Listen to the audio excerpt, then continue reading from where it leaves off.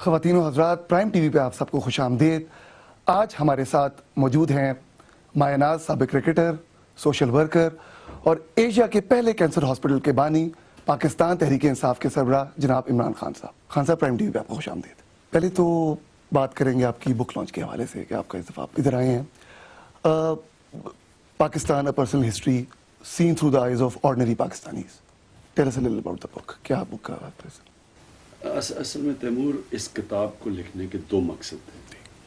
ایک تو کیونکہ مجھے یہاں جانتے ہیں لوگ، یہ ضروری تھا کہ ہم اپنا پاکستان کا پرسپیکٹو ان لوگوں کو بتائیں۔ ٹھیک، کیا ہے وار آن ٹیرر، کیا ہے پاکستان کے اوپر، کیا گزر رہی ہے، کیا مسئلے مسائل ہیں، حل کیا ہیں، اور اسلام کیا ہے۔ یعنی اسلام 9/11 کے بعد، اس سے پہلے بھی ایرانین ریولوشن سے ایک اسلام کی پکچر پریزنٹ کی جا رہی تھی، لیکن کیا ہے اسلام؟ تو وہ میں اپنی نظر جو میری ایک روحانی ایک تاریخ تھی، جو میری میں کس طرح اس دین کی طرف آیا اور میرے لیے اسلام کیا ہے، تو یہ پرسنل ایک ہسٹری ہے۔ اسلام کیا ہے، پاکستان کیا ہے، وار آن ٹیرر کیا تھی، ٹیررزم کیا ہے، اور پھر جانا کدھر چاہیے، جس کے اوپر آخر میں نے اقبال کے اوپر ایک پورا چیپٹر لکھا ہے کہ جو میرا رول ماڈل ہے، یا میرا جو کہہ لیں کہ میرا روحانی لیڈر ہے اور میرا آئیڈیولوجیکل لیڈر ہے، وہ ہے علامہ اقبال۔ تو آخری چیپٹر اس کے اوپر لکھا، اپنی نوجوان، جو دوسرا مقصد تھا، اپنے مسلمان اور پاکستانی نوجوانوں کو ایک راستہ دکھانا، اپنی زندگی سے ان کو ایک کہ وہ کنفلکٹنگ ہے، ادھر مغرب کا پریشر ہے، ادھر ہمارا کنزرویٹو پریشر ہے، ان کو یہ نہیں پتا کوئی ریڈیکل اسلام ہے، ماڈریٹ، یہ کیا ہے اسلام، اور پھر پاکستان کیا ہے اور کیا بن سکتا ہے۔ تو یہ نوجوانوں کے لیے بھی دو مقصد تھے اس کتاب کے۔ اچھا خان صاحب، کتاب کے حوالے سے ایک انٹرسٹنگ بات یہ بھی آئی ہے کہ اس میں آپ نے 65 کی وار کو بھی آپ ڈسکشن میں لائے ہیں، 71 کے حوالے سے بھی بات ہوئی ہے، ایرانین ریولوشن کے حوالے سے بھی بات ہوئی ہے، سوویت وار 9/11 کے حوالے سے بھی بات ہوئی ہے۔ تو یہ اس کے حوالے سے اگر آپ کا پرسپیکٹو تھا، اگر آپ اس کا تھوڑا سا ہمارے سے شیئر کر سکتے۔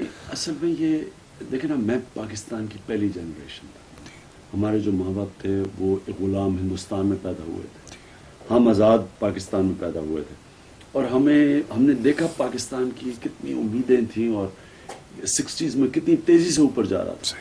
یعنی لوگ اپنے فخر کرتے تھے پاکستان ہونے میں، اور ہماری یونیورسٹیز انٹرنیشنل سٹینڈرڈ کی تھی۔ آپ حیران ہوں گے، ساؤتھ کوریا نے پاکستان کا فرسٹ 5 ایئر پلان فالو کر کے تو اٹھے وہ۔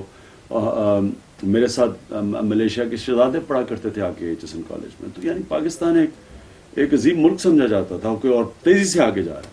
تو یہاں ہم کیسے پہنچ گئے، یہ اس ساری تاریخ ہے، وہ میری نظر سے 65 تھا، پھر 71 میں جو ایک دم ایک مایوسی ہوئی، اور لگا ایسے پہلی دفعہ پاکستانیوں کو جھٹکا پڑا کہ یہ کیا ہو رہا ہے، کہ ایک اوپر جا رہا تھا، ہم ایک دم لگا کہ اب شاید ہم رہیں بھی یا نہیں۔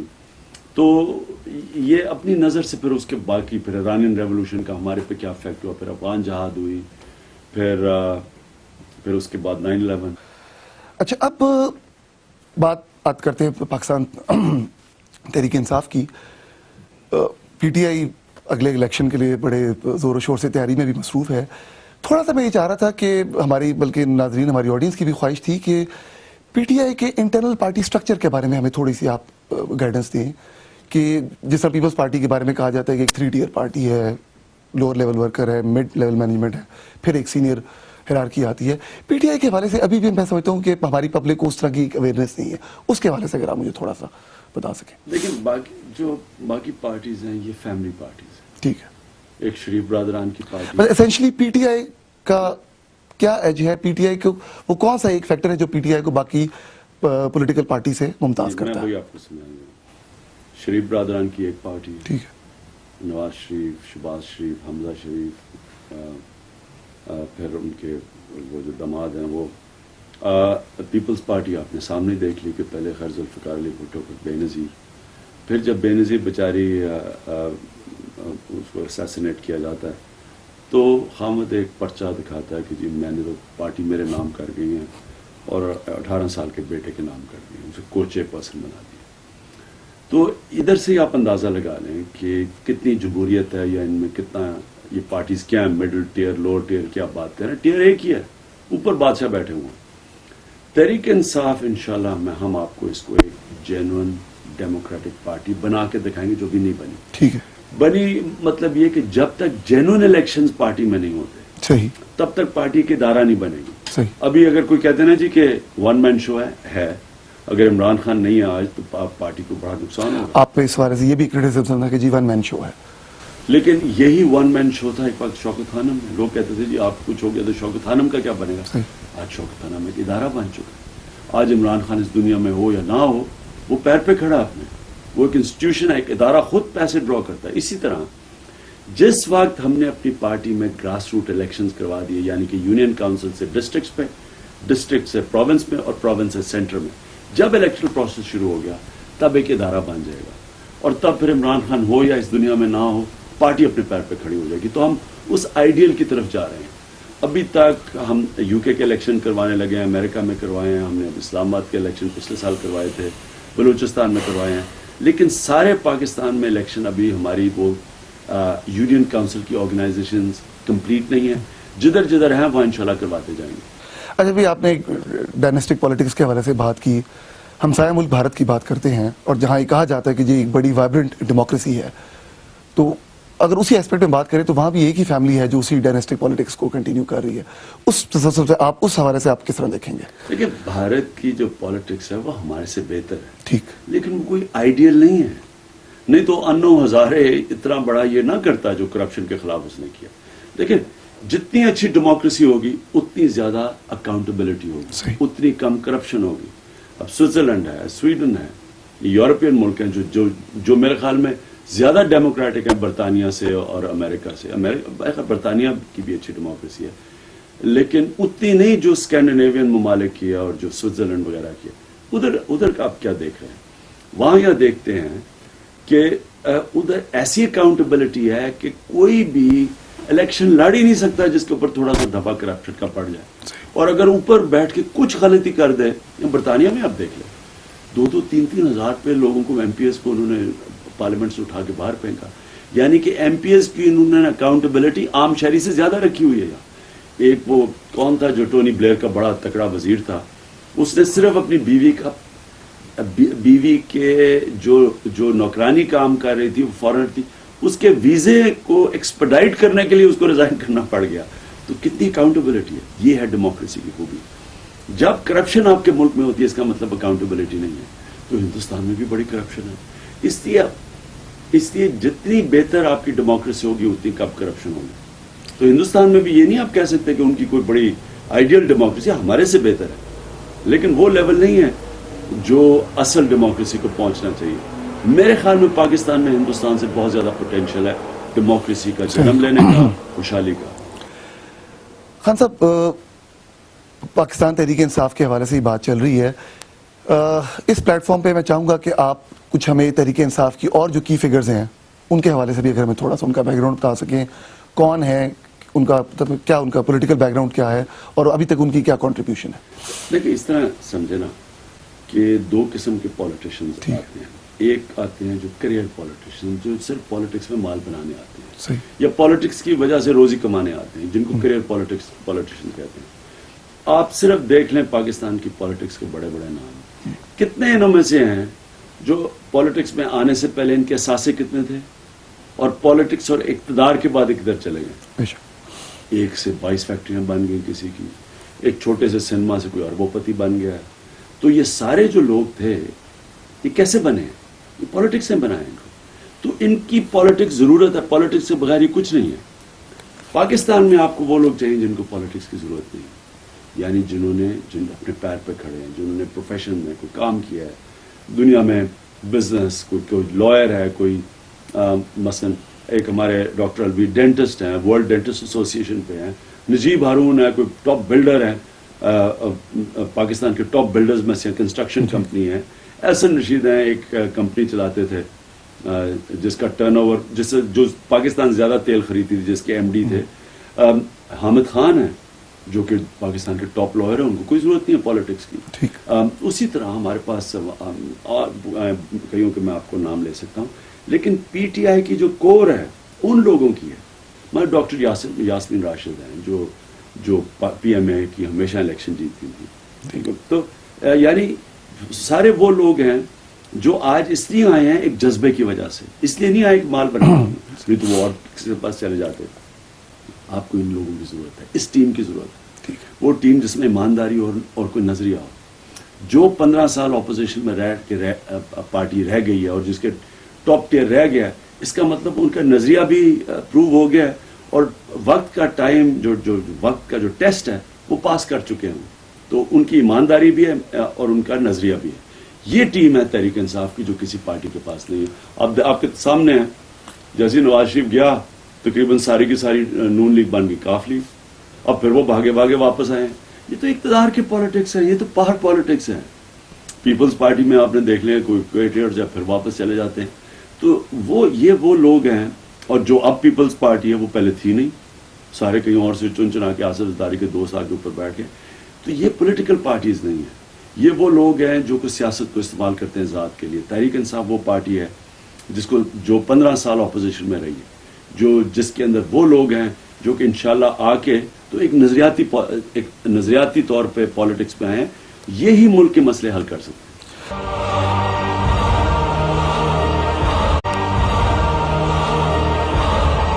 بات آپ نے کی 15 سال سے تحریک انصاف جو ہے اپوزیشن میں ہے. آپ کے کرٹکس کا یہ بھی کہنا ہے کہ عمران خان صاحب نے ایک وائبرنٹ میڈیا کو بہت زیادہ اس پر اسٹریس کیا اور کہا ہے کہ پاکستان کی پروگریشن میں ایک وائبرنٹ میڈیا کا ہونا بڑا ضروری ہے. اور اس وائبرنٹ میڈیا کو یوز کر کے خان صاحب پولیٹیکل فگر تو بن گئے، فینس بہت سارے بن گئے، لیکن فالوور نہیں زیادہ بن سکے. اس کے حوالے سے آپ کیا کہیں گے؟ نہیں دیکھیں نا، اگر آپ یہ آرگیومنٹ استعمال کرتے ہیں تو جو پیو پول ہوا ہے یا جو یوگا پول ہوا ہے، جو بھی پول پاکستان میں ہوتا ہے، آج تحریک انصاف نمبر 1 ہے. تو نمبر 1 پارٹی کبھی فینس کے اوپر تو نہیں بن سکتی. ساری دنیا میں پیو پولز تو ایک یہ کہتے ہیں کہ جی لیڈر کون بننا چاہیے. اور جب ہم پہلی الیکشن لڑے تھے، ہو سکتا ہے فینز زیادہ تھے، لوگ بڑے بڑے کراؤڈز آئے، لیکن انہوں نے ووٹ نہیں ڈالا. لیکن آج تو آپ سارے پولز کے مطابق وہ چاہتے ہیں کہ سب سے پاپولر لیڈر کون ہے. اگر وہ فینز ہوتے تو وہ نہ کہتے، وہ کہتے ہیں ہاں جی کرکٹر اچھا تھا لیکن لیڈر ہمارا کوئی اور ہے. آج اگر پاکستان کے اندر سب سے پاپولر پارٹی تحریک انصاف ہے اور نوجوانوں میں خاص طور پر، اس کا مطلب کہ یہ فینز نہیں ہیں، یہ وہ لوگ ہیں جو کہ نظریاتی طور پہ ہمارے ساتھ ہیں. چلے اب ہم نے بات کی ہے، آپ نے یوتھ امپاورمنٹ پہ، اس پہ آپ کا بڑا ایک فوکس رہا ہے. ایجوکیشن ریفارمز کے حوالے سے آپ بہت زیادہ اسٹریس کرتے ہیں اپنی گفتگو میں، اپنے آپ کے جو ٹاک شوز بھی ہیں، بیانات ہیں، جس پہ آپ نے ہمیشہ کہا ہے کہ جی ایجوکیشن کا ایک بہت بڑا ہمارا مسئلہ ہے. میری خواہش ہے کہ آپ تھوڑا سا تحریک انصاف کی ایجوکیشنل ریفارمز کے بارے میں آن اے میکرو لیول اگر آپ ہمیں بتائیں کہ کیا وہ ریفارمز ہوں گے. نمبر 1، ایک سلیبس سارے پاکستان، صحیح. اردو میڈیم، انگلش میڈیم، دینی مدرسے، یہ کئی دنیا کے اندر 3 ٹیئرڈ سسٹم نہیں ہوتا. ایک سلیبس سب کے لیے، ابھی امیر کے لیے، غریب کے لیے. دوسرا یہ بالکل غلط ہے. گورنمنٹ سکولز کے اندر اعلیٰ تعلیم دی جائے، ایجوکیشن ایمرجنسی ڈکلیئر کی جائے، پاکستان کا ایجوکیشن بجٹ 3 گنا بڑھایا جائے، ایجوکیشن کی مینجمنٹ تبدیل کی جائے. یعنی کہ یہ جو بھٹو نے غلط کی، بہت بڑا غلط کیا تھا، جو ایجوکیشن کی نیشنلائزیشن تھی، اس نے ٹیچرز کو پبلک سرونٹ بنا دیا. اب ٹیچرز ٹرانسفر کر کے کہیں اور چلے جاتے ہیں، سفارش لڑا لیتے ہیں. پولیٹیشینز اپنے لوگوں کو کوٹا ہوتا ہے ٹیچرز رکھوانے کا. سارا ایجوکیشن سسٹم تباہ کر دیا. اس کو واپس ٹیچرز ہوں گے امپلائز اسکول کے، گورنمنٹ سکولز کو بہتر کریں گے، لیکن اسکول ہائر اور فائر کرے گا. اور جو سارا پرائمری اسکول سسٹم ہے سب ہم لوکل گورنمنٹ کے نیچے لے کے آئیں گے. دیکھیں نا آج ایبسنٹی اسکولز کتنے پڑے ہیں آپ کے، تقریباً آدھے اسکولز میں تو ٹیچرز ہی نہیں ہیں. تو جب تک آپ لوگوں کے نیچے جو یوزرز ہیں، میرے بچے پڑھ رہے ہیں گاؤں میں ایک اسکول میں، اب دیکھیں کیسے اگر گاؤں میں اسی بورڈ پہ بیٹھا ہوں تو کیسے گاؤں میں وہ ہمارے اسکول میں ٹیچر نہیں آئے گا. جو آج کل ہے ہو رہا ہے کہ اسکول بند پڑے، ٹیچرز ہی نہیں ہیں، اور ٹیچر ہیں پیسے لے رہے ہیں اور آتے ہیں ایبسنٹی ٹیچرز. تو اس کو ختم کرنے کے لیے لوکل گورنمنٹ سسٹم، اور لوکل گورنمنٹ سسٹم کے نیچے بیسک ہیلتھ یونٹ بھی اور اسکولز بھی، پرائمری اسکولز بھی. اچھا، آپ نے ولیجز میں بھی ایجوکیشن کی بات کی ہے. تاریخی اعتبار سے دیکھا جائے تو جو لاسٹ 100 سینچریز کی اگر ہم لاسٹ 100 ایئرس کی اگر ہم بات کرتے ہیں، بڑی بڑی جو پولیٹیکل شخصیات تھیں، لینن تھا، माओजे तंग था, जुल्फकार अली भुट्टो साहब थे. इन्होंने जब अपनी एक मास मूवमेंट शुरू की तो इनका मेन फोकस अर्बन सेंटर्स नहीं थे. वो उन्होंने अपने मुल्क के कोने कोने में, स्पेशली जो आपके गांव हैं, आपके जो विलेजेस हैं, जो पंजाब में जिसको हम पिंड बोलते हैं, वो जहाँ जहाँ पे गए हैं, जाके लोगों से बात की है, उनको कन्विंस किया है. पिछले 15 साल में तहरीक इंसाफ ने इस हवाले से, स्पेशली जो हमारी रूरल पेनिट्रेशन है उसके हवाले से तहरीक इंसाफ का क्या लाहेअमल रहा है और आगे क्या लाहेअमल होगा? लेकिन पहले तो ये याद रखें कि मैं जो जिस कंस्टिट्यूंसी में रिकॉर्ड वोट्स लेके इलेक्शन जीता था, और वो एक रूरल कंस्टिट्यूंसी थी. अच्छा. मियाँ वाली एक रूरल कंस्टिट्यूंसी थी और बड़ी रिमोट रूरल कंस्टिट्यूंसी थी. तो रूरल पॉलिटिक्स में जानता हूँ. ठीक है. रूरल पॉलिटिक्स का होता ये है कि जब आपका वोट बैंक बनना शुरू होता है, जो आज तहरीक इंसाफ का सबसे ज़्यादा है, तो रूरल एरियाज़ के जो पॉलिटिशियंस हैं वो सब आपके पास आते हैं. अच्छे अच्छे घरों के कैंडिडेट्स आपके पास आते हैं, क्योंकि उनको पता होता है कि पार्टी का इतना वोट बैंक है, मेरे घर से मैं इतना लेके चला हूँ, मिला के हम इलेक्शन जीत जाएंगे. तो तहरीक इंसाफ का जैसे जैसे वोट बैंक ऊपर जा रहा है, हमारे पास कैंडिडेट्स आ रहे हैं, हमारे पास टिकट मांगने के लिए अब कैंडिडेट्स आ रहे हैं. और ये इंशाल्लाह आप देखेंगे कि ये मेरी जो पेशन गोई है, ये एक सैलाब नहीं, एक बहुत बड़ी सुनामी आ रही है पाकिस्तान में नौजवानों की. और आप देखेंगे कि तहरीक इंसाफ जैसे दिन ब दिन मजबूत होती जा रही है, इसलिए कि लोग इस नतीजे पे पहुंच गए हैं कि ये जो सारी जमातें हैं, इन सबको देख लिया, सब इक़्तिदार में बैठी हैं. देखे ना, अभी तक तो गवर्नमेंट, पुराना ज़माना होता तो पीपल्स पार्टी गवर्नमेंट थी, नून ऑपोजिशन में होनी थी. अब नून पंजाब में गवर्नमेंट चला रही है, और पंजाब के हालात बाकियों से भी उतने बुरे हैं जितने बाकियों के हैं. तो इसलिए जो अवाम पंजाब की, वो ये तो सोचेगी, या कराची की या केपी की, वो ये पूछेंगे कि देखें ये अब सारे इक़्तिदार में बैठे हुए हैं, अब क्या करेंगे ये, अब कौन सी नई चीज़ करेंगे जो अब नहीं कर रहे हैं. तो उस वजह से तहरीक इंसाफ की तरफ लोग देख रहे हैं. खान साहब, ये अब आपने बात की है कि बड़ी पॉलिटिकल पार्टीज की, बड़ी पॉलिटिकल जो पाकिस्तान की सियासी जमातें हैं, उनका सबसे बड़ा वोट बैंक जो है वो बेसिकली उनका फ्यूडल वोट है. ठीक है. और 60% आपका तकरीबन आपकी सूबाई असेंबली में भी, नेशनल असेंबली में भी 60 से 70% जो आपका जो वोट है या जो उसकी सीटें हैं वो आपके गांव से आती हैं या आपकी रूरल एरिया से आती हैं. इस फ्यूडल पेनिट्रेशन को ब्रेक करने के लिए तहरीक इंसाफ क्या कर रही है? क्योंकि पाकिस्तान में एक गरीब आदमी, स्पेशली गांव का एक गरीब हारी, वो अपने इलाके के जागीरदार या अपने इलाके के जिम्मेदार के अलावा किसी को वोट देने से डरता है. तहरीक इंसाफ इसके लिए क्या कर रही है? पहले तो ये याद रखेंगे, सारे पाकिस्तान में फ्यूडलिज्म नहीं है. पख्तूनख्वा में तो कोई फ्यूडलिज्म नहीं है. वहाँ तो ज़मीनें बड़ी छोटी छोटी, वहाँ तो कोई लैंडलॉर्ड नहीं है. सरदार तो है ना? नहीं, सरदार भी नहीं है. वहाँ ये सिस्टम नहीं है. वहाँ पुरानी फैमिलीज हैं, पॉलिटिकल फैमिलीज हैं, लेकिन फ्यूडल नहीं आप उन्हें कह सकते. वो भी कमज़ोर होती जा रही है, क्योंकि आपने देखा कि MMA ने 2002 में सारा स्वीप कर लिया. अपने घरों से असफंदियार वली हार गया, बड़े बड़े पुराने फ्यूडल हाउसेस अपने सैफुल्ला सब हार गए. जो फ्यूडल तो नहीं कह सकते, लेकिन बड़े सियासी घर वो अपने घरों से हार गए. तो नंबर 1 तो ये है.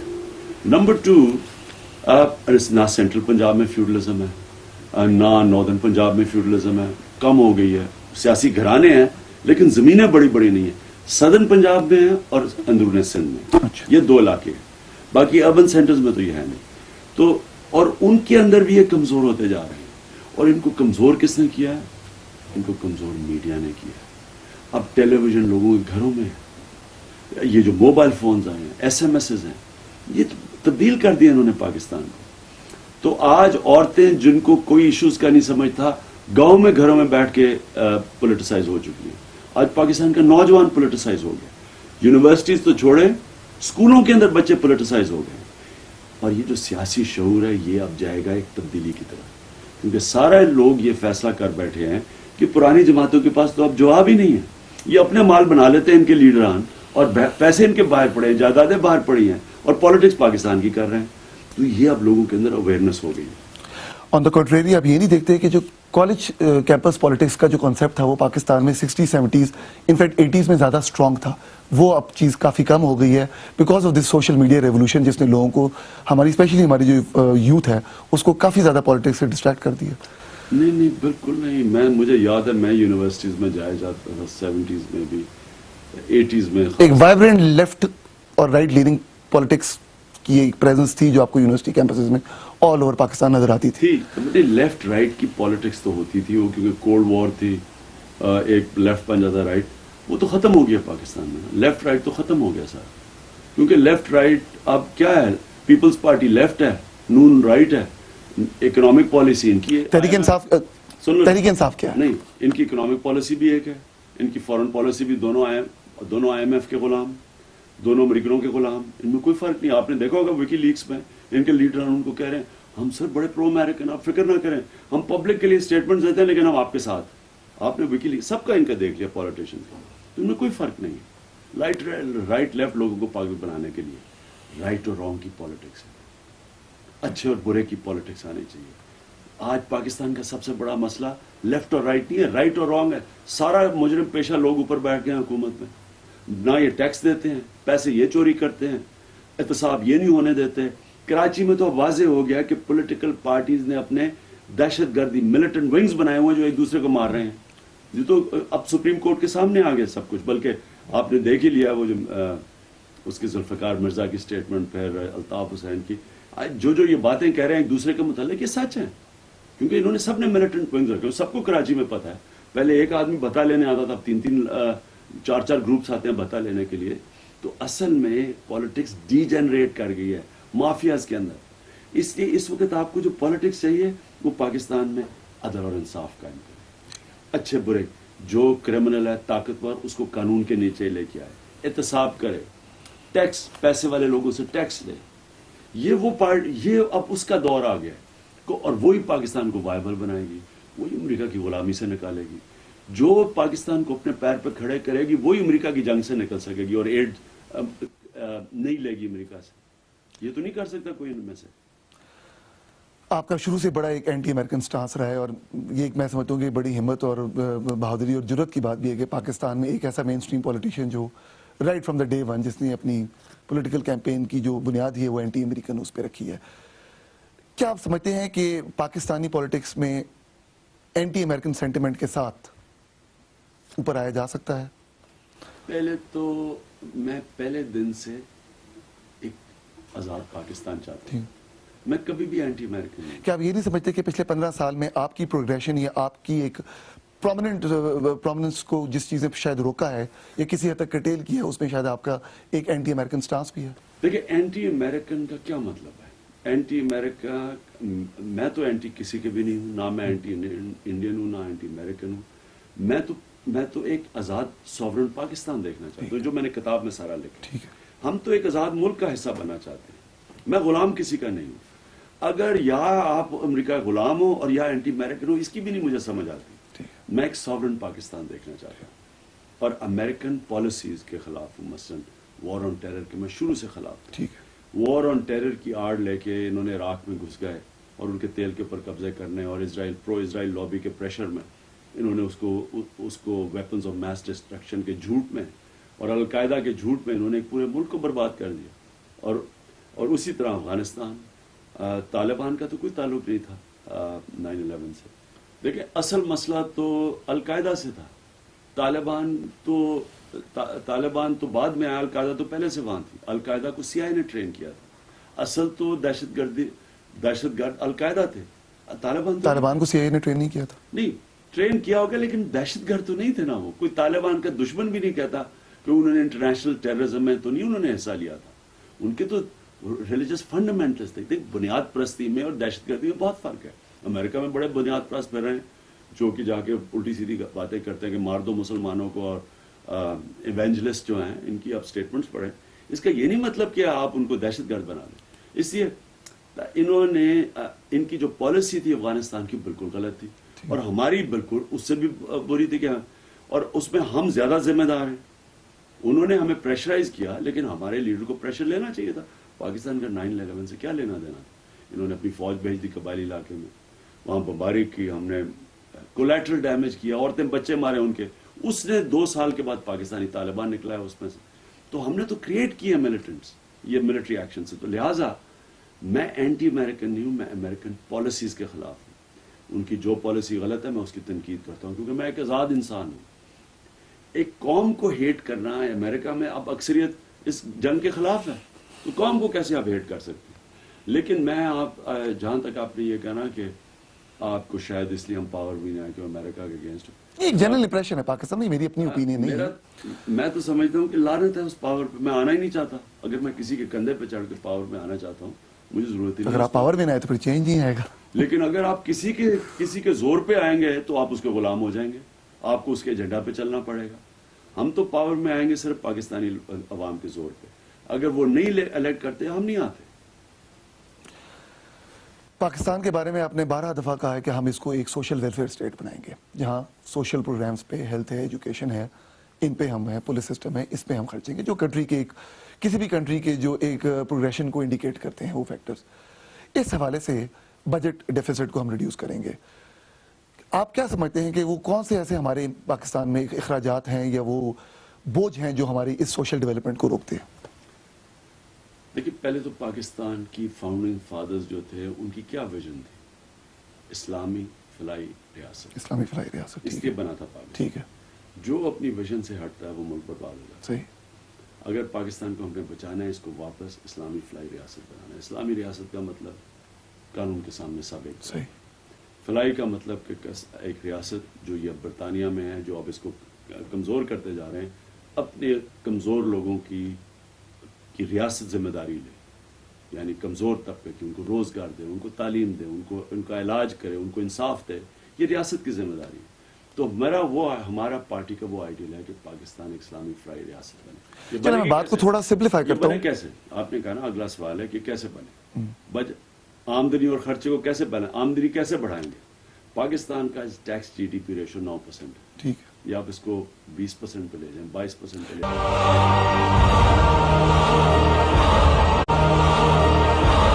ٹیکس ریفارمز کے حوالے سے آپ نے کئی دفعہ آپ نے اس کے حوالے سے اپنا نقطہ نظر پیش کیا ہے. ریفارم نہیں, ٹیکس نکالا جائے جو ٹیکس نہیں دیتے.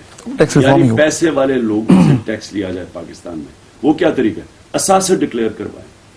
جو آدمی اپنے اثاثے ڈکلیئر نہیں کرے گا, جو پکڑے گئے ان اثاثے کے علاوہ وہ گورنمنٹ کانفسکیٹ کر لے گی. یعنی کہ ٹیکس چوری کیوں ہو رہی ہے آج؟ آپ نواز شریف اور آصف زرداری کا اربوں ڈالر کے اثاثے باہر پڑے ہیں, وہ ڈکلیئرڈ ہی نہیں ہے. لیکن نا, جب لیڈرشپ اپنے اثاثے ڈکلیئر نہیں کرتی اور سورس آف انکم کا پتہ نہیں ہے, یا وہ ٹیکس بچا رہی ہے یا اپنی چوری چھپا رہی ہے. جب تک لیڈرشپ اپنی مثال سے, آپ یہاں کیوں کیمرون ایک چیز ایسے چھپا کے دکھا دے گا, پکڑا گیا اس کو جیل میں چلا جائے گا. اس لیے کامیاب معاشرے ہیں کہ ان کے لیڈرز اپنی مثال سے لیڈ کرتے ہیں, اپنے ٹیکس ڈکلیئر کرتے ہیں, اثاثے پھر لوگوں کو کہتے ہیں. تو پاکستان میں جس وقت آپ نے ٹیکس ریفارمز کر دی اور اثاثے ڈکلیئر کرا دیے اور انکم ٹیکس سب کو اکراس دا بورڈ لگایا, میں آپ کو یقین دلاتا ہوں, اور لوگوں کو یہ احساس ہو گیا کہ پیسہ چوری میں نہیں جائے گا اور ہمارے پہ خرچ ہوگا. آپ دیکھیں کتنی تیزی سے پاکستان میں آپ پیسہ بھی اکٹھا کریں گے, ملک بھی وائبل ہو جائے گا, آپ کے لیے پیسہ ہو جائے گا اپنے لوگوں بچوں کو تعلیم دینے کے لیے, علاج کرنے کے لیے, ملک میں ایک ویلفیئر سوسائٹی بنانے کے لیے. ماشاء اللہ آپ نے بڑی اچھی بات کی ہے. تھوڑا سا میں اس کو اور سمپلیفائی کرنا چاہ رہا تھا کہ ملٹری سپینڈنگز کے حوالے سے آپ کا کیا نقطہ نظر ہے؟ آپ کیا سمجھتے ہیں کہ اس کے کیا یہ بھی is it also part of Tehreek Insaf agenda کہ اس کو کٹس ہوں گے, یا اس کو آپ کیا دیکھتے ہیں کہ وہ ایکسیسو وہ ہمارے ٹیکس پیئرز پہ وہ بوجھ ہے, برڈن ہے؟ دیکھیے, جب آپ سارے ملک کے اندر آپ ایک سادگی اختیار کریں گے اور آسٹیریٹی کیمپین کریں گے تو فوج بھی اس کا حصہ ہے, ٹھیک ہے, پاکستان کا حصہ ہے. آپ وہ چیز رکھیں گے جو اسینشل ہے, ٹھیک ہے. لیکن فضول خرچی تو چاروں طرف ہو رہی ہے. جب آپ کا پرائم منسٹر اور پریزیڈنٹ دن کا 24 لاکھ فورن ٹریول پہ خرچ کر سکتے ہیں, اور دن کا پرائم منسٹر ہاؤس کا 10 لاکھ خرچہ اور پریزیڈنٹ ہاؤس کا 10 لاکھ خرچہ, جو اینجلینا جولی نے آ کے بات کی تھی جبکہ فلڈ آئے ہوئے اور یہ جس طرح پیسے اپنے اوپر خرچ کرے, تو تب کون روکے گا؟ باقی بھی سارے خرچ کریں گے. اس لیے اپنے سے جس طرح آپ نے دیکھا کیمرون, جب انہوں نے آسٹیریٹی کیمپین ڈکلیئر کی تو کیمرون جب واشنگٹن گیا, ایمبسی کے کمرے میں, برٹش ایمبسی کے کمرے میں ٹھہرا, 5 اسٹار ہوٹل میں نہیں ٹھہرا, اور برٹش ایئرویز کی کلب کلاس میں ٹریول کر کے گیا. یعنی لوگوں کو بتانے کے لیے کہ مجھے قدر ہے آپ کے ٹیکس کی, اس لیے لوگ ٹیکس دیتے ہیں. پاکستانی پولیٹیکل لینڈسکیپ میں انڈیا کا جب ذکر ہوتا ہے تو انڈیا کا نام ڈیفینیٹلی آتا ہے. میں سمجھتا ہوں کہ پاکستان کی شاید واحد ہی شخصیت ہے جس کی پاکستان سے زیادہ انڈیا میں بڑی فین فالوئنگ ہے. ایز اے کرکٹر آپ کو انڈیا جانے کا اتفاق ہوا, آپ نے وزٹس کیے, پھر اس کے بعد آپ پرائیویٹ کیپیسٹیز میں بھی انڈیا گئے. وہاں آپ کو مختلف طبقہ فکر کے افراد سے بھی آپ کو ملاقات کا موقع ملا. آپ کی انڈیا کے بارے میں یا انڈین پالیسی کے بارے میں آپ کی اپنی کیا انالیسز ہیں, کیا آبزرویشن ہے, اور کیا وہ ہماری جو اسٹیبلشمنٹ ہے اس سے کچھ ڈفر کرتی ہے, اس کے حوالے سے اگر آپ.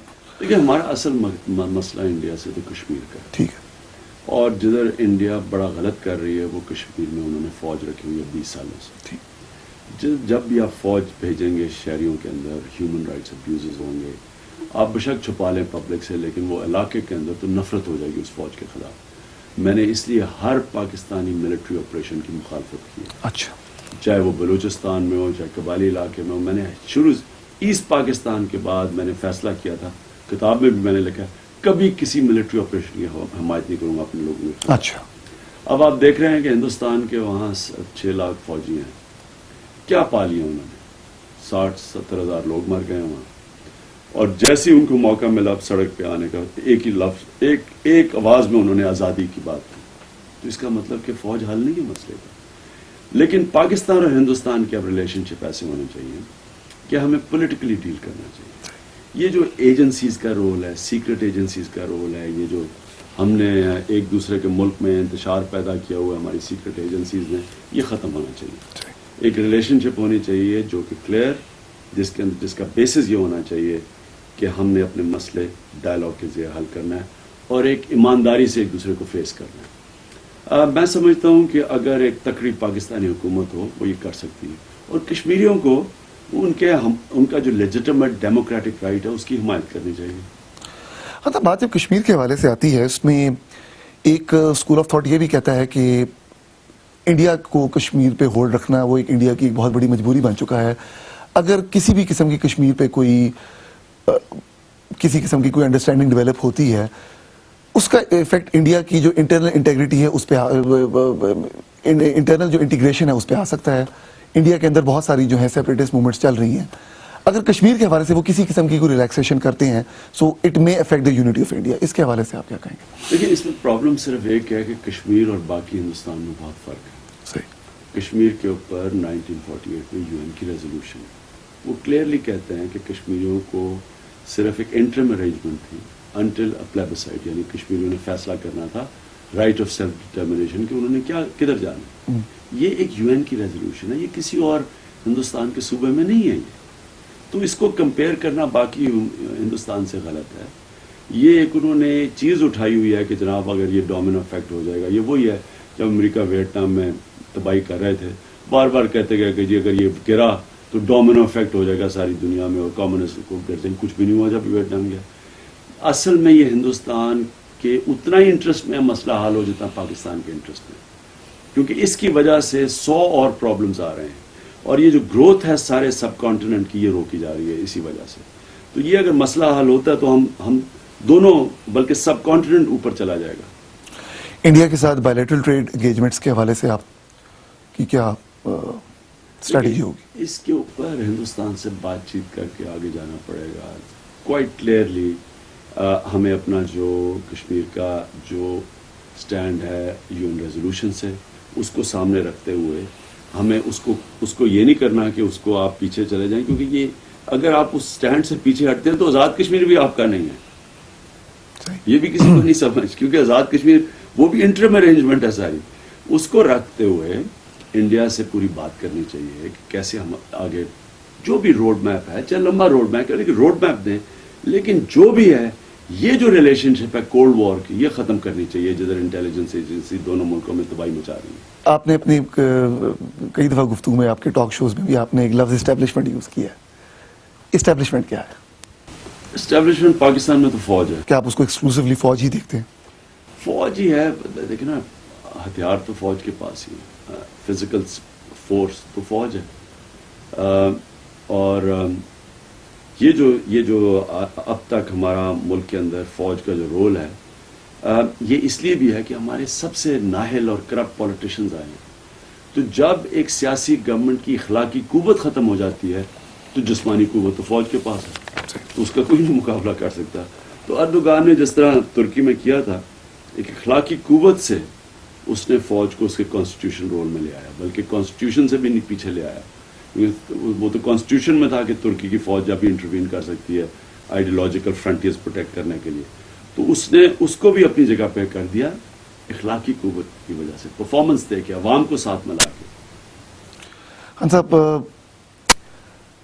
ایک آپ پر ایلیگیشن ہے کہ جی خان صاحب نے بعض اوقات ان کی جو پالیٹکس میں جو ہے نا کوئی ایک کلیئر لائے عمل نظر نہیں آیا، کنفیوز پالیٹکس ہے، کبھی ریئیکشنری ملاز کے ساتھ بیٹھتے ہیں تو کبھی ڈیموکریسی کی بات کرتے ہیں. تو سوال یہ ہے کہ ریئل عمران خان کون ہے؟ ہو از دا ریئل گائے؟ اصل میں پرابلم یہ ہے کہ ان لوگوں کو خود کنفیوژن ہے. مجھے تو کبھی کوئی کنفیوژن نہیں ہے، کنفیوزڈ ہے. اس لیے تو میں نے یہ ساری کتاب لکھی ہے. اس میں واضح طور پر لکھا ہے کہ میرا کیا نظریہ کیا ہے، میں کس چیز میں بلیو کرتا ہوں، پالیٹکس میں کیوں آیا، کیا سٹینڈ تھے، اور غلطی ایک صرف کی تھی کبھی، اور میں نے کبھی کسی چیز کو کیا کہ غلطی بھی پہ بتا رہے اور غلطی یہ تھی کہ ریفرنڈم میں جنرل مشرف کو سپورٹ کیا تھا، وہ غلط تھا. اس لیے کہ وہ ان کانسٹیٹیوشن تھا.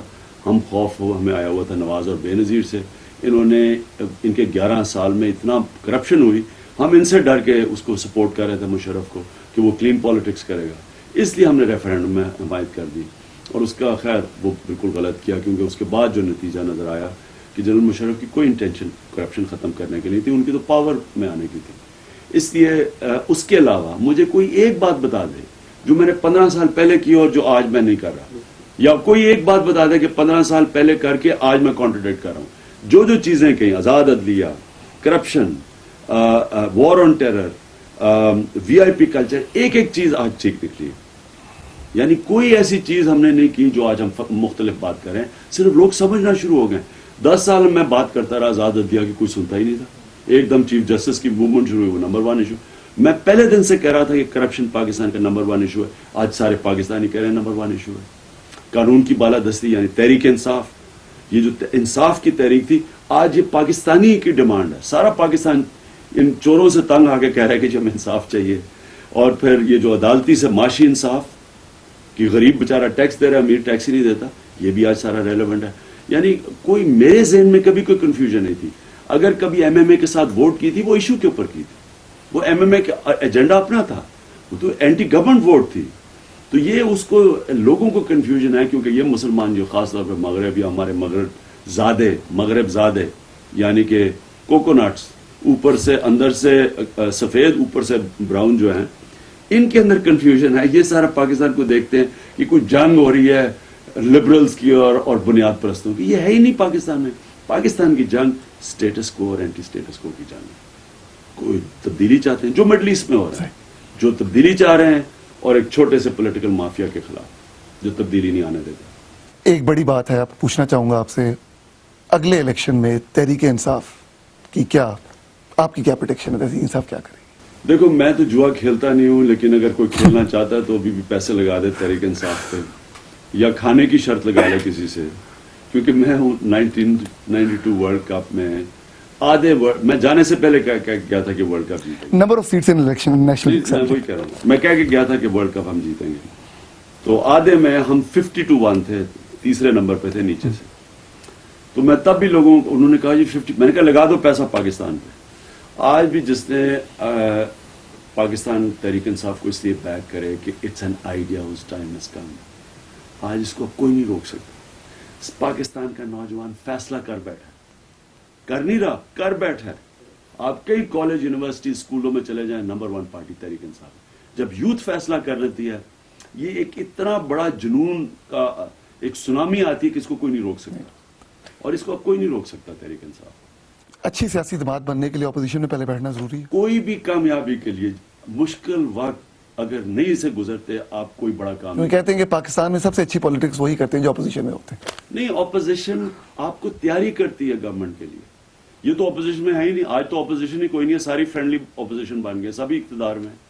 اپوزیشن، صحیح اپوزیشن آپ کو سب سے زیادہ سکھاتا ہے زندگی میں. جب آپ مار کھاتے ہیں وہ آپ کو سکھاتا ہے جو مار کھانے سے ڈرتا نہیں، وہ جیتنا آتا ہے اس کو.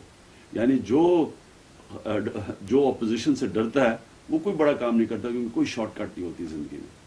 خواتین و حضرات، امید کرتا ہوں کہ آج آپ نے ہماری گفتگو عمران خان صاحب کے ساتھ سنی. ہم نے انٹرویو کے شروع میں ہی ان کی کتاب کا حوالہ دیا تھا. یہ اس وقت میرے ہاتھ میں ان کی کتاب ہے.